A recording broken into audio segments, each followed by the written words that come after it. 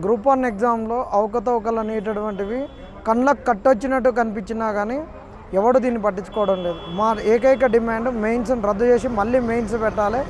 ఉర్దూలో 9 మంది అన్నారు, ఒకటే రోజు నెల రోజులలో ఒకళ్ళు పెరిగిర్రు.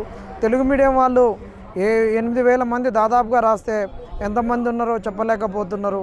ఈరోజు ఇంగ్లీష్ మీడియం వాళ్ళకే ఎక్కువ వచ్చినాయి. వీళ్ళు కులాల వారీగా వయసు వారీగా ఈ సెంటర్లను విభజించడము, ఆ పేపర్ కరెక్షన్ కూడా అదే విధంగా చేయడము ఇది దుర్మార్గమైనటువంటి చర్య. పబ్లిక్ సర్వీస్ కమిషన్ గురించి మాట్లాడుతుంటే కాంగ్రెస్ నాయకులు ఎందుకు స్పందిస్తున్నారు? ఇవాళ టీజీపీఎస్సీ అడ్వకేటు అలా పిటిషన్ వేసిన వాళ్ళను ఎందుకు టార్గెట్ చేస్తున్నారు?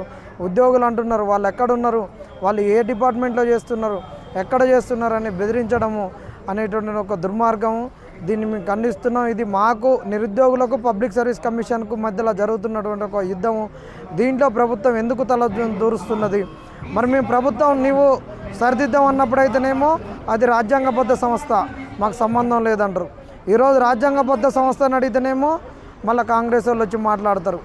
కాబట్టి ఈ రాజ్యాంగబద్ధ సంస్థ రాజ్యాంగబద్ధతను నిలబెట్టుకోవడానికి పనిచేయాలి, కానీ ఒక కాంగ్రెసు జోబ్ సంస్థగా పనిచేసేటట్టు ఉండొద్దని నిరుద్యోగుల ముక్తకంఠంతో టీజీపీఎస్సీని హెచ్చరిస్తున్నాం. టీజీపీఎస్సీ యొక్క దుర్మార్గ చర్యల వల్లనే వాళ్ళ నిరుద్యోగుల బతుకులు రోడ్డు మీద పడ్డాయి.